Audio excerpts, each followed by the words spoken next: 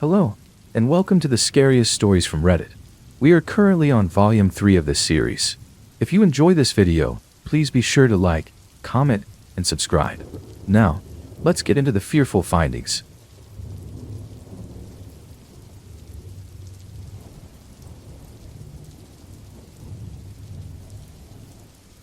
A package marked "Return to Cinder." My neighbor is one of those annoying wannabe YouTube personalities. Over the years, I've seen him cough out cinnamon, lay flat on the hood of his car as it slowly creeps down the driveway, and douse himself in lukewarm water, all the while screaming epic win, epic fail, or, fuck, epic maintenance of the status quo. For all I know, it can get tiring to watch him go about his shenanigans in the pursuit of viral fame. So, when he knocked on my door the other day, told me he was going away for a few weeks, and asked that I get his mail, honestly, it was a relief. I can't explain the peace of mind I had knowing I didn't have to brace myself for any of his stupidity for a while. I was always afraid his stunts would wind up bleeding over into my life. Things were pretty normal for the first couple of days. He received a few bills, a bit of spam, and what I could only assume was a birthday card. Then, one evening, I got home to find a cardboard box waiting on his front porch. In big red letters was written, "Return to Cinder." I'm no small fry, but I admit I had trouble lifting the box on my own. It was really freaking heavy. Lugging it across the road to my house was even harder, and I quickly realized there was no way I was going to drag it up the stairs and through my front door. I decided I'd leave his package in my garage. It wasn't like I kept my car in there. The garage door was a piece of shit that refused to open without a good thug and a whack. It was less trouble just leaving the car in the driveway than it was to fight with the garage door every morning and night. In hindsight, I should have set the package down while I struggled to open the tricky door, but you know how it is when you've got a good grip on something. No point in setting it down if you don't have to. It was as I kicked the door for a third time that I lost my grip on the package, and it fell to the ground. I heard a light crack inside. Shit, I cursed. I hoped I hadn't broken anything important, but figured I just wouldn't tell my neighbor about it, and let him assume the break happened en route. Hands-free, I finally managed to get the garage door unstuck, and boy did it screech in protest as it rolled up and over me. I dragged the box the rest of the way, setting it in the corner for whenever my neighbor would come back to claim it. And then, I forgot all about it. Until a few days passed, that is. I'm not sure exactly how long it took for the smell to waft in from the crack under the garage-to-house door, but it came in slow progression. It was a sickly sweet odor similar to a skunk, and for the first few days after I smelled it, I genuinely assumed that's exactly what it was. Roadkill that had left its mark on my house. It was only when I realized the scent was growing more intense instead of fading that I went looking for a source. That's when I opened the garage door, and that's when the odor knocked me back, holding my nose. The culprit wasn't hard to identify. The only change in my garage was the box in the corner. I remember thinking it must have been one of those meat of the month subscription boxes. The meat must have gone rancid from being left out of the fridge for so long. How much meat could have been in there for the box to have been so large and heavy? An entire freaking cow? I covered my nose as I approached the box, a pair of scissors in my hands. I probably wouldn't have needed them to open it, as it had become soggy enough at the bottom to poke through with a finger, but I wasn't about to poke my finger into spoiled meat juices.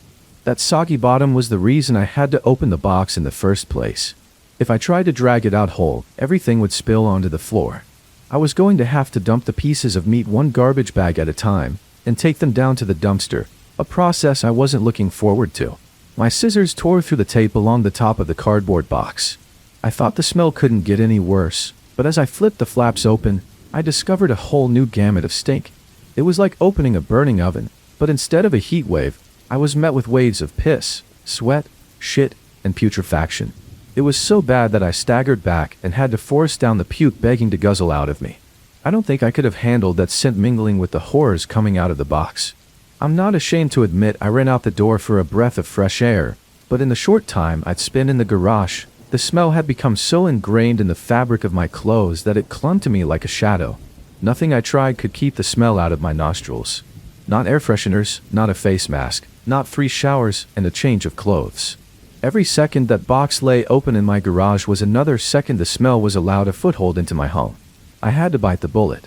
I returned to the garage, the flaps of the box still open as though inviting me to look.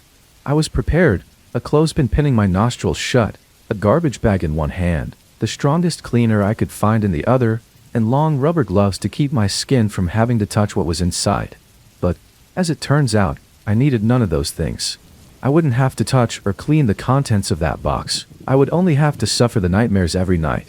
You see, there was meat in that box, but it didn't come from a cow or a pig. No, it was worse than that. It was my neighbor. Dead. Still in one piece, but dead. I called the cops, and naturally, they took me in for interrogation. It's kind of hard not to suspect a man with a corpse in his garage, after all. Thankfully, they soon realized I wasn't involved.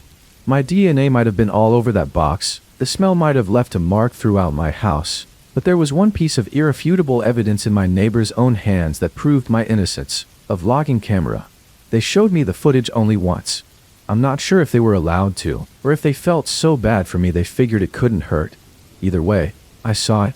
My neighbor was sitting in the box outside of a shipping facility, laughing as he told the world how he was going to mail himself across state lines. He brought pee bottles, food, a pillow, and a few flashlights. His friend, a guy I'd seen at his place several times to help with his stunts, closed the lid and presumably dropped him off for shipment. Throughout the next couple of hours, or days, I'm honestly not sure, my neighbor recorded a few short clips about his.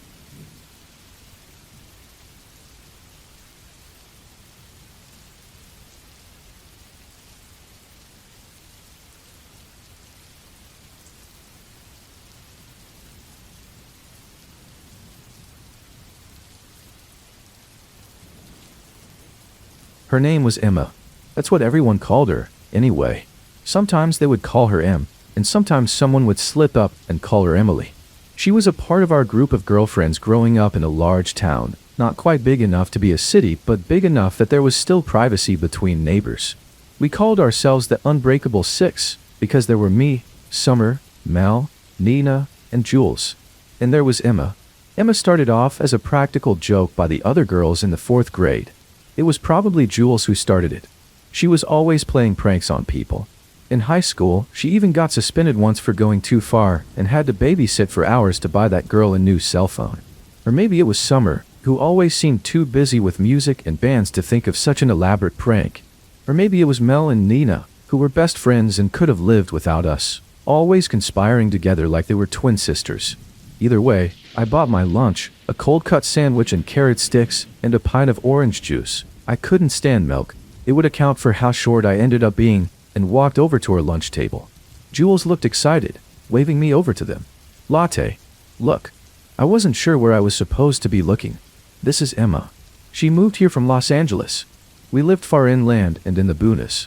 Los Angeles was glitzy, glamorous, and chic compared to the flat houses and half-rate high school football that were the only real source of entertainment in the area. What? Los Angeles, dummy, Jules said, rolling her eyes. She's not in our class. She's in Miss Lark's, but she's in the same grade as us. Isn't that cool? I still wasn't sure where I was supposed to be looking. I sat down with my tray uneasily, wondering what I was supposed to see. Who?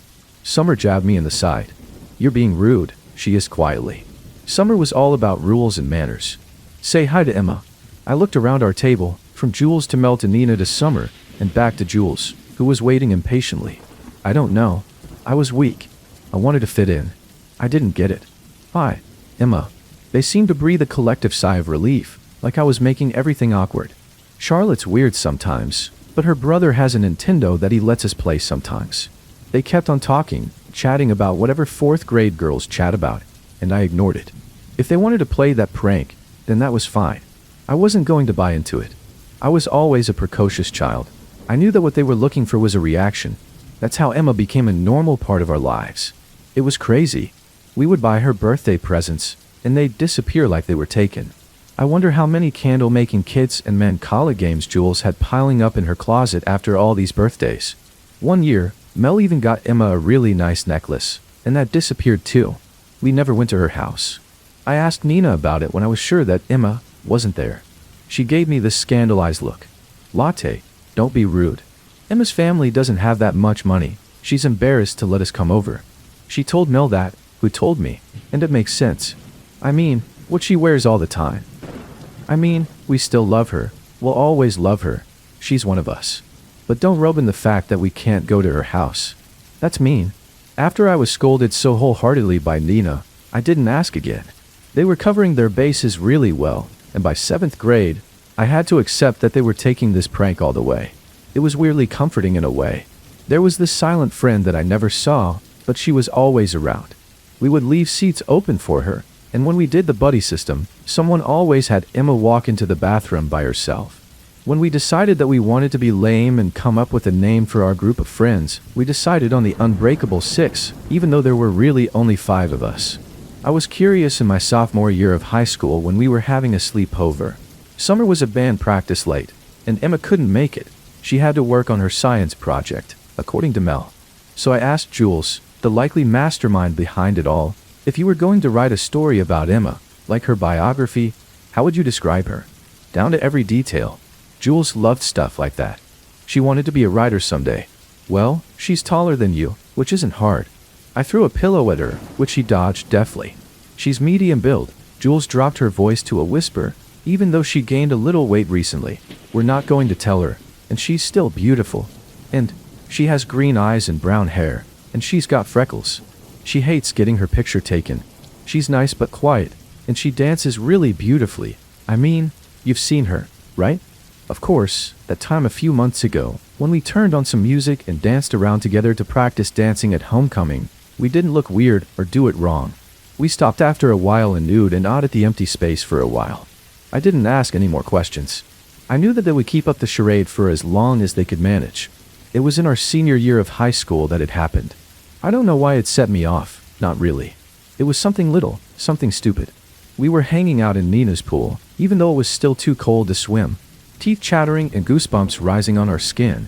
We were waiting for the jacuzzi to heat up to jump in. The cold sunlight cast a long shadow, and the wine coolers we snuck earlier were making that shadow seem menacing. It was annoying for me for reasons I can't place. Look at Emma, latte. Jules called. She wolf whistled and hooted, over the top like Jules always is. Mama, look at that booty. I didn't know where to look, like always. For the past 9 years of my life, I didn't know where to look. Since the 4th grade, at our lunch table, dancing in Summer's living room, homecoming, football games, at the park, in class, anywhere, I didn't know where to look because Emma wasn't there. That's when I snapped. Fuck Emma. I screamed. And fuck all of you. Have you been waiting for this? The moment I completely lose my fucking mind. Well, here it is. I waved my arms around, manic and furious. Emma isn't real. Emma isn't fucking real. I looked at their confused faces. Oh, you're going to keep this up? I fucking hate you guys. You've always done this and made me the butt of your stupid prank for almost 10 years, guys. 10 years. I slipped a little on the wet concrete, but I regained my balance. Fuck you. I hate you so much. Tears welled in my eyes, years and years of pinned-up frustration finally spilling over. Emma was some stupid prank that got out of hand, and I can't believe that none of you ever had the balls to tell me that it was a stupid prank.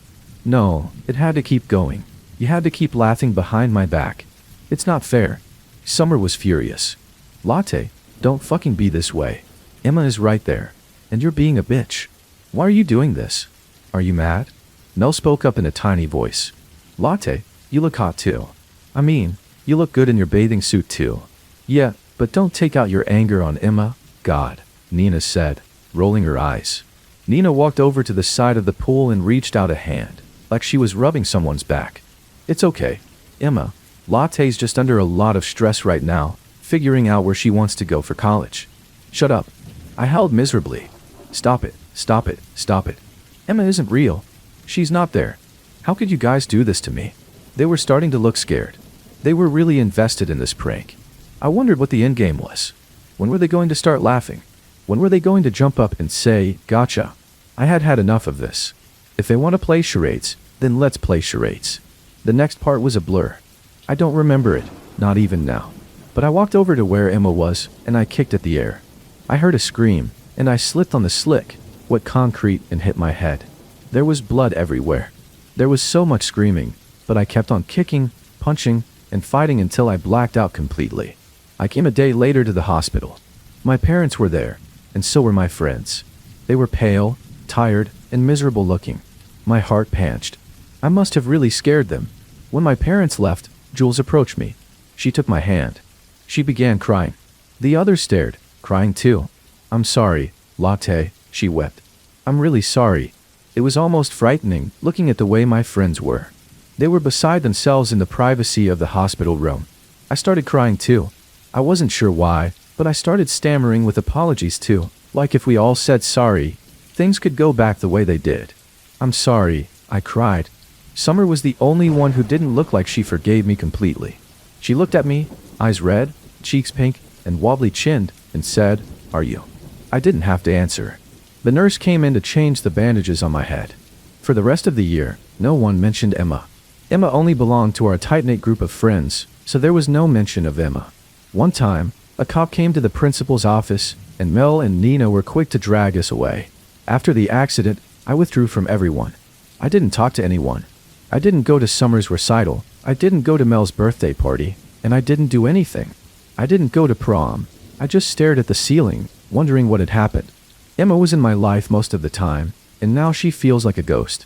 I graduated high school and left immediately to go to a university far away in Southern California, where the weather was always perfect and the beach was a 5-minute walk away. I started to recover. I realized that I was depressed after what had happened, understanding that my best friends chose a punchline over me. Unbreakable 6, yeah, right? I got good grades, volunteered at an animal shelter, and found a boyfriend. He was so nice to me, even when I got quiet when he asked about high school. He never pushed. He just held me when I had bad days and made me pancakes. It was 4 years later, when I was about to finish college, that I ran into an old classmate from high school. Her name was Annie. She hung out with a different crowd than me and my friends. Most people did. The 5 of us, were a clique of our own, separated from everyone else. I ran into her in our apartment complex. It turns out that she was living there the whole time, and we didn't know. I wasn't necessarily friends with her, but I overreacted the way you do when you see someone that you haven't seen in a long time. It's been forever. Oh my God. I went in her apartment for coffee and saw that she was packing up her things. Moving back home for a while until I find a job, yuck. I saw a thick book on the sofa. Oh, yeah, that's our senior yearbook. I was flipping through it when I found it on my bookshelf. I didn't bother getting a yearbook. I didn't have friends at the end of high school, but I was curious to see what I looked like back then, if I had gained or lost weight, and if my skin had gotten any better. I opened up the first page and was instantly confused. For Emma, I read aloud from the first page. It was a dedication. My mind raced. Was there someone named Emma in her year? Yeah, it's really sad what happened to her, and he said, handing me a mug of hot coffee. I flipped through the yearbook, looking for a trace of Emma. Then, I found it. My heart stopped, and my mouth went dry. My hand shook as I held the yearbook, looking at the photograph. It was a picture of the Unbreakable 6. We stood with our arms slung around our hips and shoulders, sticking close together for the photograph. There was Summer at the end, then me, then Jules, then Mel, then Nina. I had never seen this girl before in my life. Never. But there she was. I can't even remember getting this picture taken. She was right there at the end. Green eyes, brown hair, muffin top, shy smile, threadbare shirt, and ripped jeans, looking straight at the camera like the rest of us. She looked as normal as can be, just another teenage girl. Annie looked over my shoulder. Oh, there you all are. What did you call yourselves again? What happened to her? I couldn't even touch her photograph. I just let my shaking finger hover over her face. Annie fell quiet. Well, I guess you might not really remember that well after your head injury. And you just kind of faded away from everything and stopped doing much at all. But Emma disappeared. Out of nowhere. The cops came by once to ask questions, but her parents were both poor and junkies, so no one really cared. Just another girl that disappeared. I left Annie and went back to my apartment, the one I shared with my boyfriend. He took one look at my face and started boiling some water for tea. He grabbed a blanket to throw over my shoulders. I pulled away from him and locked myself in my room. I stared at the ceiling. I was 18 again, lost and confused. The girl's green eyes haunted me. Emma's eyes haunted me. I went on Facebook and found my old friends, my best friends, and I told them, please meet me back at home. It's important. I returned to our big town little city, went to the newest Starbucks, and waited. They trickled in, one by one. Jules is a small-time blogger who worked at an Italian restaurant until she made it big. Summer, brown and freckled from band camp, was coaching kids for their field shows. Nina, the hot librarian at their old high school. Mel, her belly swollen with her second child, had her wedding ring secured to her left hand by her high school sweetheart. My friends were not the same, and neither was I. I cut to the chase. I couldn't spare a moment for small talk. What happened to Emma? They exchanged uneasy glances. They knew this was coming. Nothing, Jules said with finality. Emma wasn't real. She was just a trick, Nina said softly. She was a prank. I figured they might pull this shit. I reached into my bag and slammed the yearbook down on the table, making our drinks rattle and one fall over, spilling tea onto the ground. No one moved to try to pick it up. They stared at the yearbook instead. Emma was real, I finally whispered. Emma was real. What happened to her? Nothing. Cut the crap, Jules, Summer snapped. She turned to me. Latte, you killed Emma that day by the pool. You went nuts and kicked her and kept kicking her when you slipped and fucked up your head, and you bashed her head, and she fell in the pool. It was too late to save her, and we had to worry about you. Summer, Jules shrieked, swatting her in the arm. I was silent, absorbing what Summer said. Mel spoke up in a tiny voice. Latte, we weren't going to let you go to jail. I looked up at my friends, tears running down my cheeks. Why? Nina reached across the table and took my hand. She squeezed it hard. Because we're the unbreakable six. We don't break because one went crazy and another's dead. I excused myself to the restroom and wept for what seemed like hours. It couldn't have been that long, but there were angry knocks on the door from other patrons who needed the restroom. I sat there on the dirty floor, sobbing, until I had cried everything out. I came out where my friends, my best friends, were still waiting. I sat down in my seat and faced them. I want to turn myself in. There was an outcry of different responses. Summer seemed willing and ready to have me turn myself into the police. Jules yelled out about them all getting into trouble. Mel started to cry. You don't have to, Nina said. You don't have to. We got rid of all the evidence. We buried her far away, where no one would find her. I want to turn myself in, I repeated firmly. I killed her. I'll tell the cops that it was just me and that I buried her. Tell me where she is so I can tell them where I put her. None of you will get in trouble. It wasn't your fault. I thought I had finished crying. I thought I had nothing left, but I choked out what I wanted to say for so long. I never saw her. They looked at me expectantly. I never saw her, not even once. I thought it was just a big prank you were playing on me. I didn't want you to laugh at me. The girl in the yearbook, I had never seen her before. I just played along. Nina nodded. I thought it was weird that you were always so cold to her. You didn't even acknowledge her. She really liked you, Mel said. She thought you were so smart that you were going to go out in the world and do amazing things. She would always talk about that. I felt as though my heart would burst. I swear I never saw her. Something must be wrong with me, but I never saw her or heard her. I cleared my throat. Show me where you buried her. We got into Summer's car and drove out far, into a park in a different city. The park was huge and overgrown, like no one had been there to take care of it in a long, long time. I got out of the car, and left behind by a worker long ago was a rusty shovel. I took it with me. Jules led the way, deep into the park and through the trees, until we came to a small clearing. The dirt wasn't fresh, there were no markers or indicators, but the way my friends' faces paled at the sight, I knew this was it. Emma was there, under our feet. I gotta see her, I whispered. I dug the shovel into the ground. I gotta see her. Mel didn't want to see anything, so she and Nina left for the car. Jules and Summer found different tools, a hoe and a rake, and we started digging.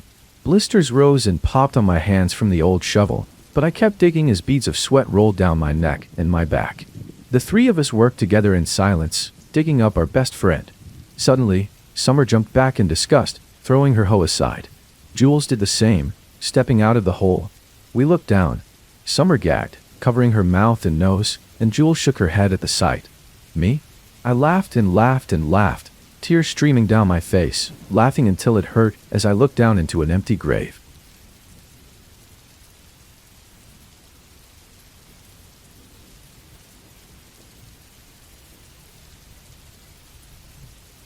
I've come to terms with the fact that everything I know is a dream. As a preface, please note that this will probably be very long. I don't care if nobody reads it. Everyone in the world could read it, and nothing would change. I just need to voice my concerns for my own sake. Perhaps by organizing everything on a page, I can make sense of things. Several years ago, I was in a brutal car accident. I was parked in front of a train track, waiting for the train to pass by. I was the last person not to make it across the tracks. For visualization, there was a solid stream of cars on either side. If I had tried to sneak across, I would have rear-ended the person in front of me before successfully clearing them. I could hear the train approaching, and the black and yellow bars lowered in front of me. I am fascinated by trains, so I was delighted to be so close, finally getting a front row seat. The train was about a quarter mile from the crossing when the driver behind me accelerated and nudged me forward a few feet. The bars bent and eventually snapped, and I was knocked joltingly onto the tracks. I panicked and threw the car into reverse, trying to back out.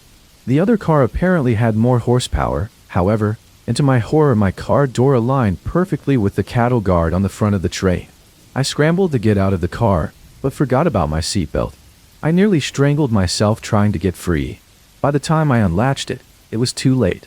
One fraction of a second of the loudest sound I had ever heard, and then blackness and silence. I was certain that I had died. I didn't feel any pain, and certainly if I had survived I'd be in agony. I tried to open my eyes, but nothing would happen. I tried to make a sound, to wiggle my fingers, or do anything, but I couldn't. It wasn't that I was paralyzed. It was more like I didn't have a body to manipulate. I was just a mind submerged in a pool of nothing. The only sentiment I felt was that I had returned to that state after being gone for a long time, like forgetting how your parents' house smells until you visit home for the holidays. Gradually, I started to have feelings of sensation. Passing waves of warmth and wetness finally allowed me to determine where the edges of my body were. Almost as soon as I became aware of my physical self, it began to ache. I felt as if every inch of me had been pummeled with a baseball bat, the heavy wooden kind. Even opening my eyes was a spectacular ordeal. I was in a hospital, so I had survived after all. People moved to surround me. Faces that never fully came into focus hovered above my own, and sounds that vaguely resembled speech seemed to reach me through water. It wasn't long before I felt weak again and my eyes closed. This fading in and out of consciousness lasted for what felt like a very long time, maybe months, though the doctors told me it was only a matter of days. After that, I worked on speaking and swallowing food, which seemed silly, but it was actually a challenge at the time. Finally, as more and more casts were removed, I was allowed to sit up and turn my head, for which I was incredibly grateful. According to my family and my then-girlfriend Sarah, all of whom were overjoyed at being able to speak with me, I was asleep for several days on end after the crash. I remember Sarah specifically saying she had missed being able to stare at those beautiful eyes. Time passed at an excruciatingly slow pace until physical therapy finally escalated to the point where I could be pushed around in a wheelchair. The doctors were surprisingly hopeful that I'd be able to walk again, but it was what they called cautious optimism. Nobody wanted to tell me I could be independent again and then have to admit they were wrong later. Obviously, I was very hopeful myself, though even transferring from chair to bed was a painful challenge. It was around this time that I noticed I never dreamed anymore. When I slept, I only felt the same nothingness that I felt immediately after the crash.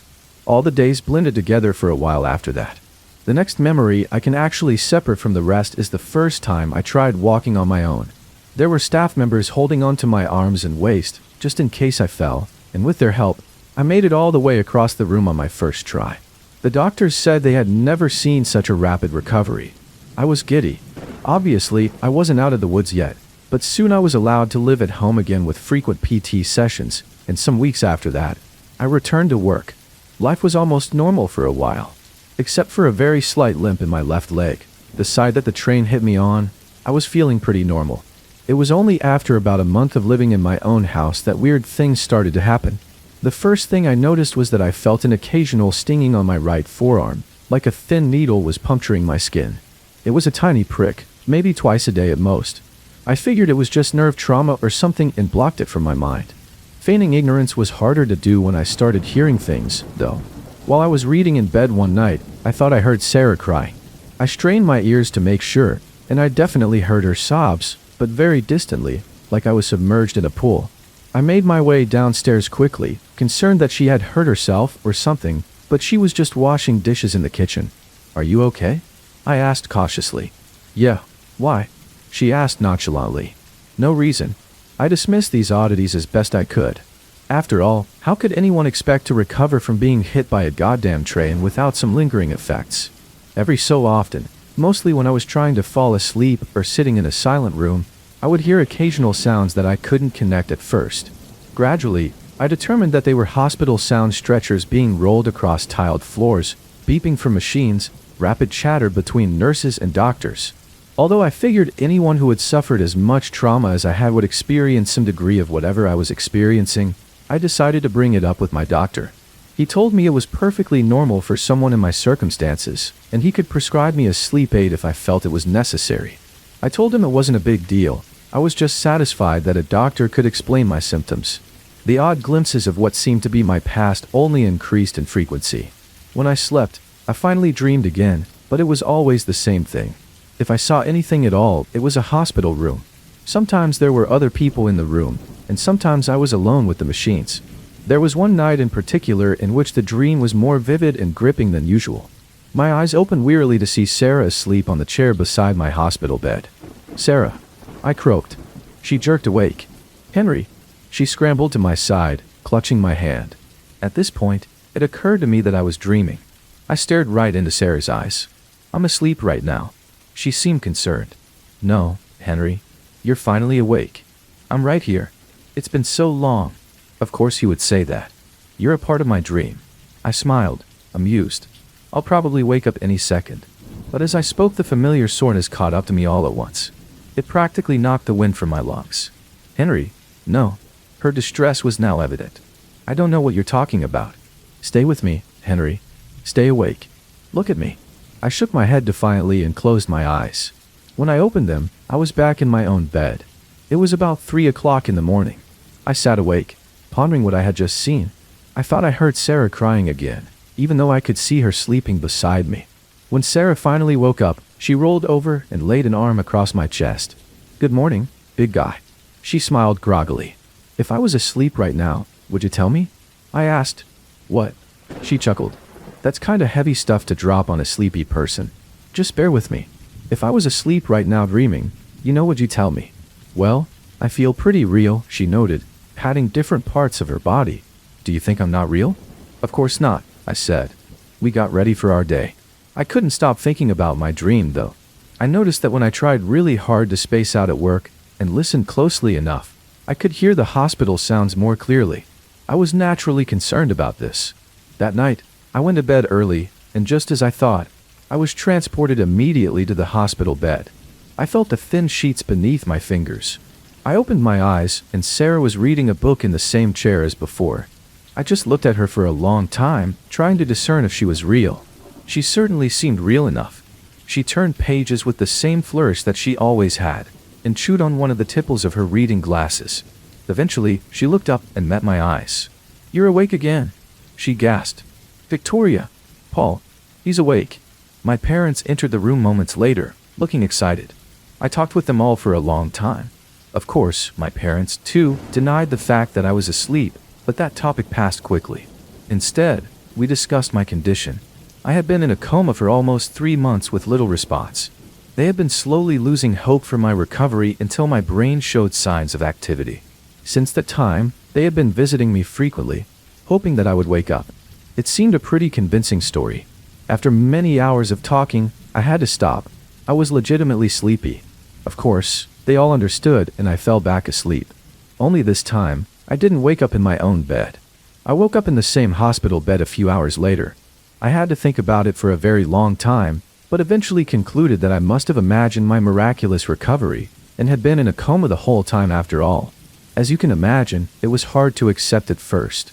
Since then, I have been making a second recovery, which has been slower and less successful than the first. That's why, for a long time, I was mostly convinced that I'm really awake this time. Nobody walks after getting blindsided by a train, at least not without lots of hard work. I've still only left my wheelchair on crutches, and it's been 6 years. It probably sounds like a bittersweet ending, and at one point I agreed. I was prepared to live happily ever after in my wheelchair, and maybe even graduate to crutches someday, except for one thing. When I'm getting ready for bed, after I turn off my lamp and my head hits the pillow, I can still hear them, the faint sounds of a busy hospital. I know that many of you will say, but I'm real. This is real life. Of course you're awake. But that's what you're supposed to say. Nobody's going to tell me I'm fake. You're dreaming. Wake up. I'm still asleep, and I've learned to deal with it. I know that nobody I meet during the day is real, but I'm tired, so I just pretend, and that will have to do.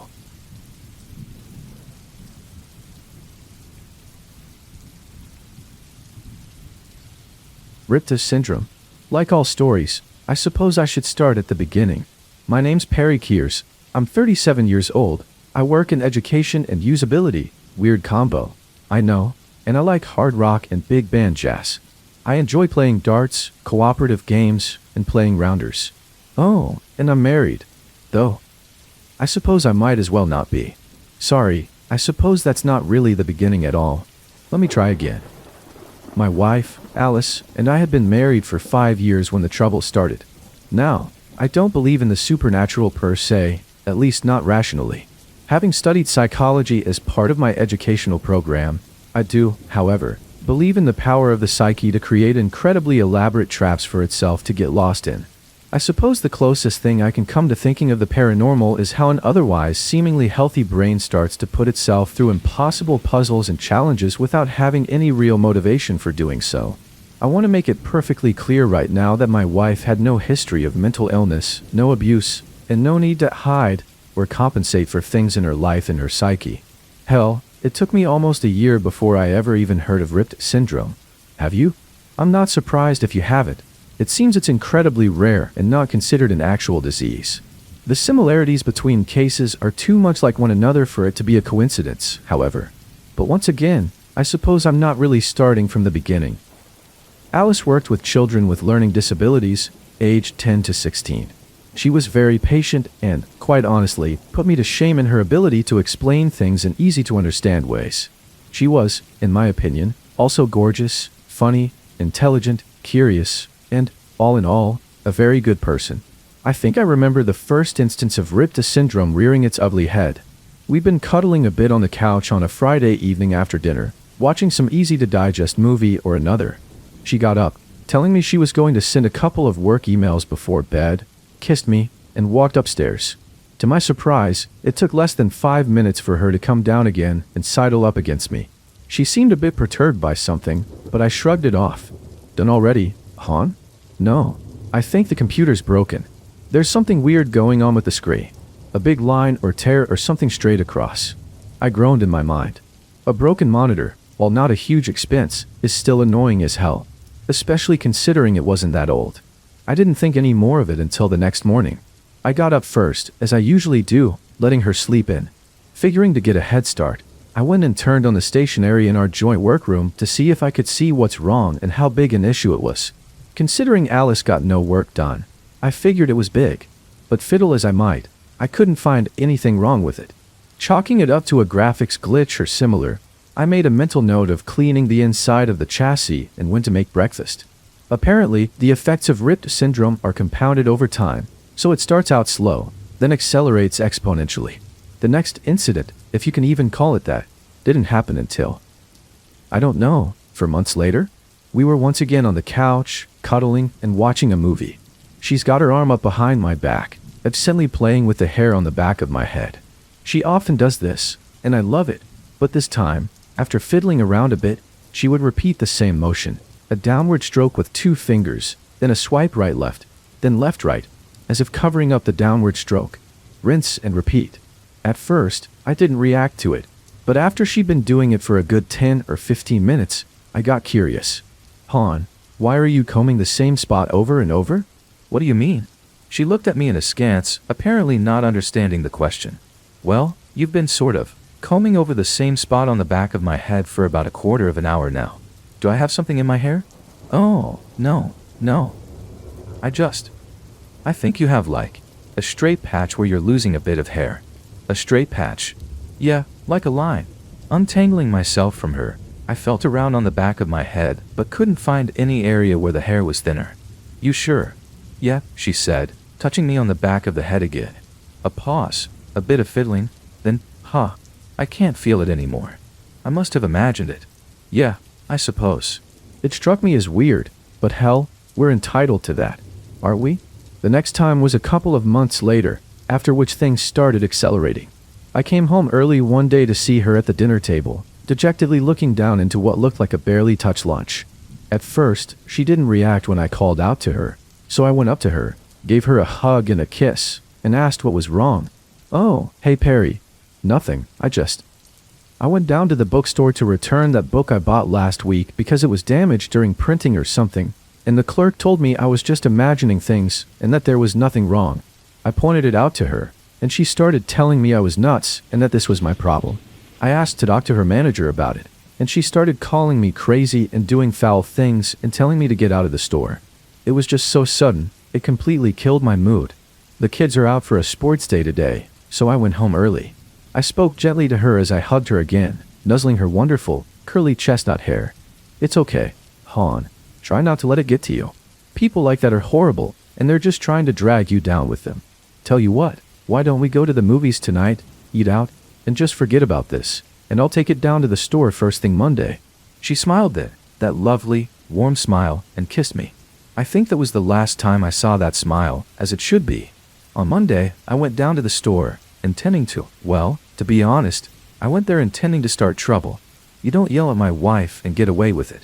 Not my gentle, loving Alice. It turns out that the clerk at the store and her manager had a different story to tell. They told me Alice had come in complaining that there was a crease or tear in the book, which must have happened during printing, and demanded a new book. The clerk, per procedure, checked the book before intending to dispose of it, but was confused when she couldn't find anything wrong with it. Asking my wife about it, Alice had told the clerk that it's right there, page 32 to 84. So naturally, I opened the book myself, and, well, okay, I hadn't actually checked it before. But flipping through the pages, I couldn't find a single thing wrong with it. The clerk's manager continued the story, saying that when the clerk prompted Alice, my wife had gotten angry and raised her voice, causing the manager to come over. Alice had told them that they were swindlers, that the book was obviously defective, and that they just wouldn't take responsibility. The argument had devolved from there, with Alice insisting that the pages were somehow torn or marked, and them denying it. Eventually, the manager lost it and told Alice she was crazy and to leave the store. She seemed remorseful about it, and I wasn't too happy with it. But seeing as how there wasn't anything wrong with the book, I asked them if they would replace it for me, just to settle my wife's mind and mine, and the manager agreed. I think she just wanted to put it behind her. So did I. As it turns out, that was a futile hope. After this, I forget in which order things happened. All I can say is that things started getting worse. She threw away a store-bought salad when we were out walking because someone had obviously dug around in it, looking for something in the middle. I came home one day to half the lawn being mowed, so deep that there was almost no grass left. Alice said there was a furrow in the grass that looked horrible, so she cut until the grass was of equal length, so it wouldn't look weird. I got an ominous feeling after that, compounded by several other small but significant events, always with the tears, furrows, lines, and rips. About 2 years after the first event, things started getting really bad. I came home to the house smelling of smoke and went upstairs to find Alice having ironed a shirt so hard she'd burned her way through it and into the ironing board beneath. She didn't seem to realize the damage she was doing and insisted she was just trying to iron out a stubborn crease. Later that same week, the police brought her home. The story they told me was that she'd been chucking books at the manager down at the bookstore, claiming they were all faulty and torn. The manager, recognizing my wife, had told the police she wouldn't press charges if I agreed to get her some help. What else could I do? But she resisted efforts to get better, claiming she was fine and that it was somehow just a big conspiracy against her, trying to cover up the imperfections and mistakes all over the world, people ruining things, like our lawn, to try and get to her.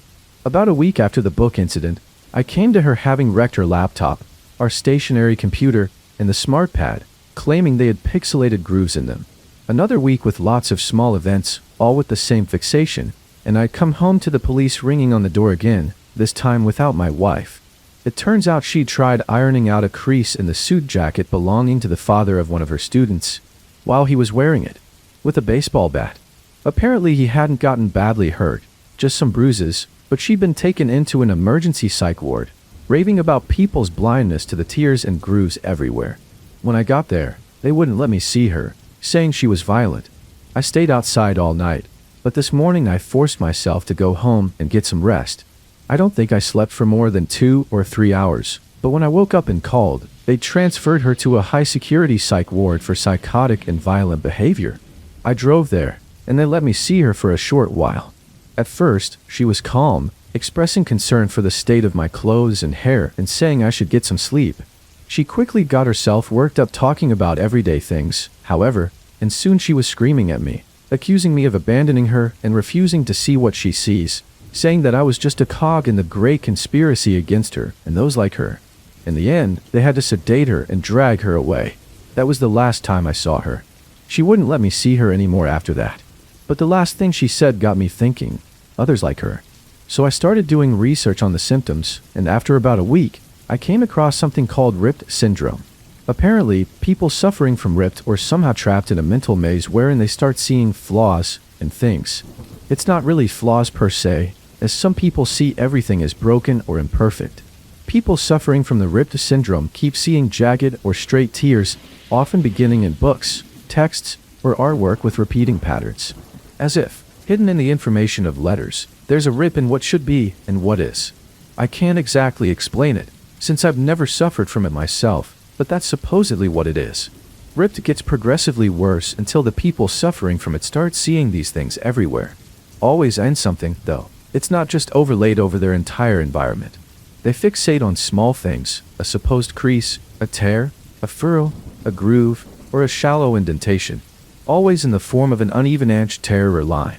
Supposedly, it often happens to people with no history or predisposition for mental health issues.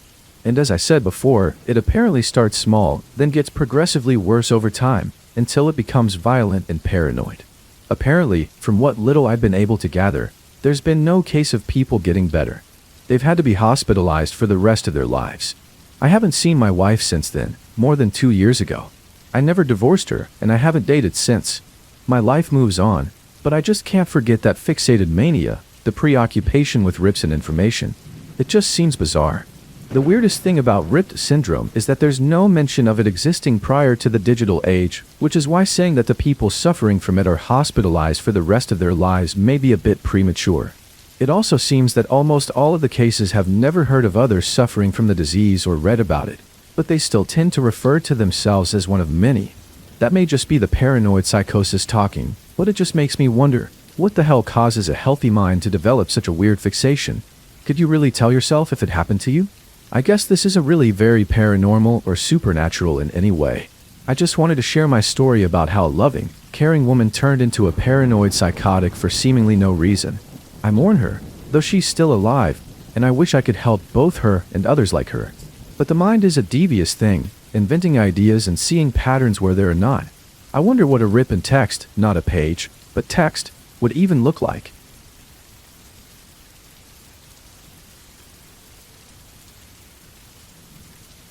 She's in the house. Find her. If you live in Menifee, California, and there is a knock at your door tonight, don't answer it. More importantly, don't leave anyone in the house by themselves. Get your phone, call the police, and stay together. I'm writing this as I'm sitting in this police station's questioning room as a warning. So that what happened to me last night won't happen to you tonight. I live on my own in suburbia. Nice little neighborhood. The kind of place where kids will be playing out in the street with parents doing yard work when you pull into your driveway. That's exactly how last night began. My girlfriend and I pulled in and got out of the car. We waved to the kids and had a friendly chat with Mrs. Roop next door. This was the kind of life I always imagined. And at 20, I couldn't believe it had already happened to me. We went inside and started our evening. We made dinner. We love cooking together. There's a symmetry between us that just works. We ate and watched some TV downstairs. It was just a normal night. Once it was time we went upstairs, she started doing her nightly routine girls always do in the bathroom, and I just laid in bed, reading Pin Al for the 20th time. With the fan going and the water running from the bathroom, I almost didn't hear it. I wish now that the fan was set to 3 instead of 2, because then everything would be different. But no, it was just faint enough for me to hear the sound over everything else. Knock, knock, knock. I reached over and clicked the fan off. I waited for a moment, listening. Knock, knock, knock. God damn it, I thought. I put my book down on the nightstand and got up. I grabbed my zip-up off the chair and threw it on. As I walked out of the room, I could hear my girlfriend starting to say something, but I wanted to get rid of whoever was at the door first. I slumped down the stairs a little pissy, thinking that if this was another solicitor trying to sell me glass cleaner, I was going to have a fit. I zipped up the jacket as I flicked the light on next to the front door. I looked through the peephole, but it was pitch black. I flicked the outside light on. Still pitch black. I figured the light bulb had gone out again. as I have had problems with it before. Reluctantly, I twisted the deadbolt and opened the door. Nothing. No one was there. I poked my head out to look around. The yard and driveway were empty. Looking back, I made so many horrible mistakes. I stepped out onto the welcome mat. The streets were empty and silent, minus the hum from the street lights. I scoffed and figured it was the kids just trying to play a prank. I turned and walked back inside. After relocking the door and heading back for the stairs, I started to have a feeling. Something just didn't feel right in my stomach, and I knew that only one thing was going to put it at ease. Food. I walked down the hallway into the kitchen and flicked on the light. Opening up the fridge, I started to scan the shelves for something quick and easy to eat. I settled on one of those wafer peanut butter and chocolate bars that you can get at dollar stores. I keep them in the fridge so they don't melt in my hand when I'm eating them. I peeled back the plastic wrapper, and as I was taking my first bite, I noticed something out of the corner of my eye. The window above the kitchen sink was open. I'd never opened that window for the entire time I'd lived here. I thought back, trying to remember when it could have happened, and then I recalled her saying that she was feeling really hot while she was doing the dishes. She must have opened it to try and cool off. I walked over, slid it shut, and finally made my way back upstairs. I walked back into the bedroom, and the water was still running. I went to the entrance to the bathroom. Did you say something early? I began to stay, but stopped. The bathroom was empty. Water continued to pour out of the faucet, steam floating up and clinging to the mirror. I stopped the water and turned around to scan the room. She wasn't there. Amanda, I called out. No answer. I went to the walk-in closet. Nothing. I started to leave the room, but again, something caught my eye. I glanced at my nightstand, and on top of my book was a piece of paper. It was folded in half and set up, making it look like a little tent. I reached out and picked it up. The first thing I obviously saw was the blood. It was a bloody fingerprint on the corner of the paper. My heart started to race. Finally, my brain let my eyes pan over to read what it said, and even now, I wish it wouldn't have. She's in the house. Find her. I read those 6 words over and over again. I looked around the room again, hoping to see Amanda just hiding in the corner, snickering like she'd pulled off an amazing prank. But the room was empty. I walked around the room, looking behind chairs, inside the shower, and inside the closet. I looked at the bed and felt like a 6-year-old again as I slowly knelt down to look underneath. My hands had apparently been getting sweaty because they kept slipping slightly against the hardwood floor. I bent down and lifted the skirt of the bed. Nothing. Just a couple dust bunnies and an old pair of shoes that I keep meaning to throw out. I stood back up and started to become agitated. My mind didn't know whether this was a joke or if I needed to be terrified. Amanda! I yelled. This isn't funny anymore. Now just come out. Silence. Look, I'm really freaked out, so stop this. I walked out into the upstairs hallway and quickly went through all the rooms. The spare bedroom. Empty. The exercise room. Empty. Other upstairs bathroom. Empty. I ran downstairs and looked everywhere there, too. It was as if she just vanished, and all that was left was this note. I figured that the only thing left to do was to call the police. I ran back upstairs and into the bedroom. The bathroom faucet must have had a leak because, as I entered, I started hearing faint drips of water. I went to the dresser to grab my phone, but it wasn't there. Neither were my keys nor my wallet. I spun and looked at my nightstand. They weren't there. I grabbed my jeans I wore that day. I was in sweats by now, and checked the pockets. Empty. I threw the jeans on the floor in anger. I stood there for a moment without a clue as to what I should do. Drip, drip, drip. I stormed into the bathroom and twisted the knob. Drip, drip. I hit the faucet, getting pissed, but then I froze. There was no water in the sink, and the drips sounded further away. I slowly walked back out into the bedroom. Drip, drip. I moved around, trying to determine where it was coming from. As I moved closer to the bed, it got louder. Once again, I slowly dropped to my knees and bent over next to the bed. My hand slowly reached for the bed skirt and lifted it up. For every drip, my heart pounded 50 times. I sank my head down and looked under the bed. And then I saw it. A small pool, or red, was about a foot in front of me. With more dripping down from above, I jumped to my feet and pulled the sheets off the bed. I slid my hands in between the mattress and the box spring, and after a moment of hesitation, I flung the mattress up with everything I had. My throat closed instantly. I couldn't comprehend what was in front of me. My mind would only let me process the image one fraction at a time. At first, I just saw my box spring sitting inside my bed frame. Then I saw that there was a huge tear down the middle of the box spring. And then I saw Amanda. Inside the boxer springs. Her beautiful face poked out from the tier. Then there was her neck, which was nothing but red. The final thing that my mind let me see appeared. It was right in the center, laying on her stomach, another note. I couldn't move. Tears were streaming down my face uncontrollably, but I didn't make a sound. My hands began to violently shake, and my knees collapsed onto the edge of the box spring. I reached out and pulled Amanda's body up. My girl, my life, my everything. I wrapped my arms around her and started to scream. The note slid off her, hitting the box spring. My hand slowly moved down towards the note, now barely even able to bend my fingers. I somehow managed to grasp the note and bring it up to my eyes. My vision was completely blurred from the tears. I wiped them against my jacket sleeve and looked at the note. Again, there was a bloody fingerprint, but at this point, it could have been mine. Everything is hazy in those moments. But the words are forever burned into my memory. They're the reason I am sitting here now, the reason I ran out of my house screaming for help. But where am I?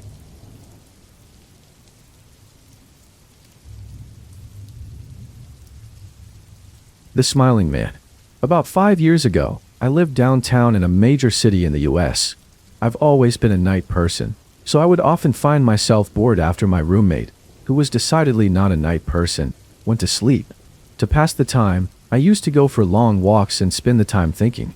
I spent 4 years like that, walking alone at night, and never once had a reason to feel afraid. I always used to joke with my roommate that even the drug dealers in the city were polite. But all of that changed in just a few minutes of one evening. It was a Wednesday, somewhere between 1 and 2 in the morning, and I was walking near a police-patrolled park quite a ways from my apartment. It was a quiet night, even for a weeknight, with very little traffic and almost no one on foot.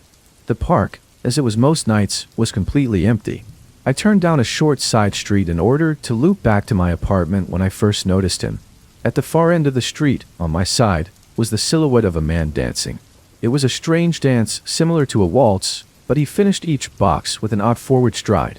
I guess you could say he was dance-walking, headed straight for me. Deciding he was probably drunk, I stepped as close as I could to the road to give him the majority of the sidewalk to pass me by. The closer he got, the more I realized how gracefully he was moving. He was very tall and lanky, and he was wearing an old suit. He danced closer still, until I could make out his face. His eyes were wide and wild, and his head tilted back slightly, looking off at the sky. His mouth was formed in a painfully wide cartoon of a smile. Between the eyes and the smile, I decided to cross the street before he danced any closer. I took my eyes off of him to cross the empty street. As I reached the other side, I glanced back and then stopped dead in my tracks. He had stopped dancing and was standing with one foot in the street, perfectly parallel to me. He was facing me but still looking skyward, smile still wide on his lips. I was completely and utterly unnerved by this. I started walking again, but I kept my eyes on the man. He didn't move. Once I had put about half a block between us, I turned away from him for a moment to watch the sidewalk in front of me. The street and sidewalk ahead of me were completely empty. Still unnerved, I looked back to where he had been standing to find him gone. For the briefest of moments, I felt relieved until I noticed him. He had crossed the street and was now slightly crouched down. I couldn't tell for sure due to the distance and the shadows, but I was certain he was facing me. I had looked away from him for no more than 10 seconds, so it was clear that he had moved fast. I was so shocked that I stood there for some time, staring at him. And then he started moving toward me again. He took giant, exaggerated tiptoed steps, as if he were a cartoon character sneaking up on someone. Except he was moving very, very quickly. I'd like to say that at this point I ran away or pulled out my pepper spray, my cell phone, or anything at all, but I didn't. I just stood there, completely frozen, as the smiling man crept toward me. And then he stopped again, about a car length away from me. Still smiling, he is still looking at the sky. When I finally found my voice, I blurted out the first thing that came to mind. What I meant to ask was, "What the fuck do you want?" in an angry, commanding tone. What came out was a whimper. What the fool? Regardless of whether or not humans can smell fear, they can certainly hear it. I heard it in my own voice, and that only made me more afraid. But he didn't react to it at all. He just stood there, smiling. And then, after what felt like forever, he turned around very slowly and started walking away. Just like that. Not wanting to turn my back on him again, I just watched him go until he was far enough away to almost be out of sight. And then I realized something. He wasn't moving away anymore, nor was he dancing. I watched in horror as the distant shape of him grew larger and larger. He was coming back my way, and this time, he was running. I ran too. I ran until I was off the side road and back onto a better lit road with sparse traffic. Looking behind me, he was nowhere to be found. The rest of the way home, I kept glancing over my shoulder, always expecting to see his stupid smile, but he was never there. I lived in that city for 6 months after that night, and I never went out for another walk. There was something about his face that always haunted me. He didn't look drunk. He didn't look high. He looked completely and utterly insane, and that's a very, very scary thing to see.